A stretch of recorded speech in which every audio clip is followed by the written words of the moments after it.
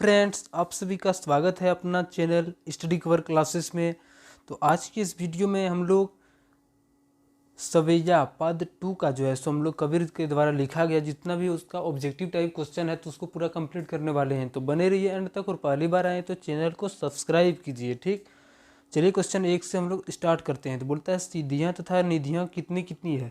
तो सीधियों की संख्या जो है सो कितना है, 8 है, और निधियों की संख्या कितना है आपका, 9 है। ठीक, एक याद रखिएगा, 9 से निधि, 9 से 9। ठीक, यहाँ से आप लोगों को क्वेश्चन आ सकता है। अब क्वेश्चन नंबर 2 में बोलते हैं मुरलीधर किसे कहा गया है। तो श्री कृष्ण को, श्री विष्णु को, श्री राम को, मीराबाई को। तो मुरलीधर का एक और नाम है, किसका नाम है, तो कृष्ण का नाम है। ठीक, ऑप्शन नंबर 1 राइट आंसर हो जाएगा। क्वेश्चन नंबर 3 में बोलता है कालिंदी कुल कुदम्ब की डारण में कौन सा अलंकार है। तो अलंकार किस चीज़ को कहा जाता है। तो अलंकार अगर यदि कोई भी कविता लिखा हुआ रहता है तो उसका सुंदरता को बढ़ाने के लिए, यानी जिस तरह से मतलब गाना सेट होता है वैसे मतलब उस सबको भी सेट करने के लिए जो यूज करता है वो क्या करता है, अलंकार का यूज करता है। ठीक, तो जो इसमें जो अलंकार का यूज हुआ है वो किस चीज़ का अलंकार है, तो अनुप्रास का अलंकार है। ऑप्शन नंबर 1 राइट आंसर हो जाएगा। ठीक, क्वेश्चन नंबर 4 में बोलता है कवि रसखान किनकी भक्ति में लीन रहते हैं।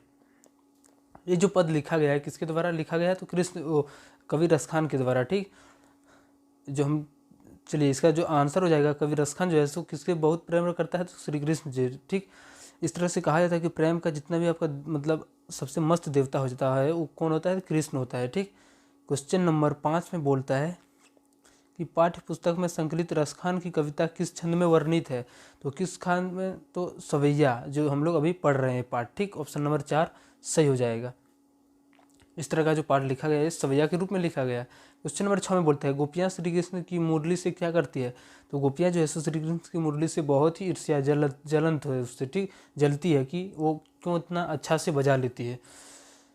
चलिए क्वेश्चन नंबर 7 में बोलता है कि रसखान की कविता किस भाषा में वर्णित है। तो ये जो भाषा लिखा गया है किस भाषा में, तो ब्रज की भाषा में। ठीक, ब्रज क्या है, श्री कृष्ण जी का घर है वहाँ पे, तो उसी का जो वहाँ पे भाषा है उसी का यूज जो है इस कविता में किया गया है, रसखान की कविता में।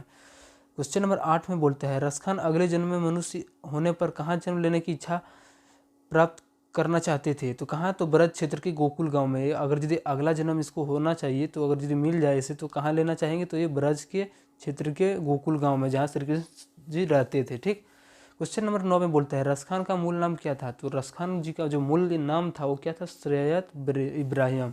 आपका क्वेश्चन नंबर 3 ऑप्शन नंबर 3 सही हो जाएगा। ठीक, क्वेश्चन नंबर 10 में बोलता है कि श्री कृष्ण ने गाँव वाले को किसके क्रोध से बचाने के लिए गोवर्धन कहा कि अंगुली, गोवर्धन को अंगुली पर धारण कर लिया था। तो किसको, इंद्रदेव को। ठीक, इंद्रदेवानी जिसको बोला जाता है पानी का देवता, बरसात का देवता। ठीक, बहुत ही भयानक होता है। ठीक, क्वेश्चन नंबर 11 में बोला जाता है रसखान किसी न किसी रूप में अपना संबंध किससे स्थापित करना चाहते हैं। तो किससे, ब्रजभूमि से। जो टोटल बात हो रहा है किसके रूप में, तो ब्रजभूमि यानी श्री कृष्ण जी का अपना घर ब्रज के उसी से। ठीक, क्वेश्चन नंबर 12 में बोलता है धरान धरी अधरा न धरोंगी पंक्ति में कौन सा अलंकार है। यानी इसमें जो यूज किया गया है अलंकार, मैंने कविता को सौंदर्य बनाने के लिए, तो किस अलंकार का यूज किया गया है, तो यमक। ठीक, अंतुष्टिया मौको। तो यहाँ से आपका जितना भी है आपका सवैया पद का ये पूरा कंप्लीट हो जाता है। ठीक, चलिए मिलते हैं किसी नेक्स्ट वीडियो में। तब तक के लिए चैनल को सब्सक्राइब नहीं कीजिए तो चैनल को सब्सक्राइब कीजिए और दोस्तों को भी शेयर कीजिए। चलिए।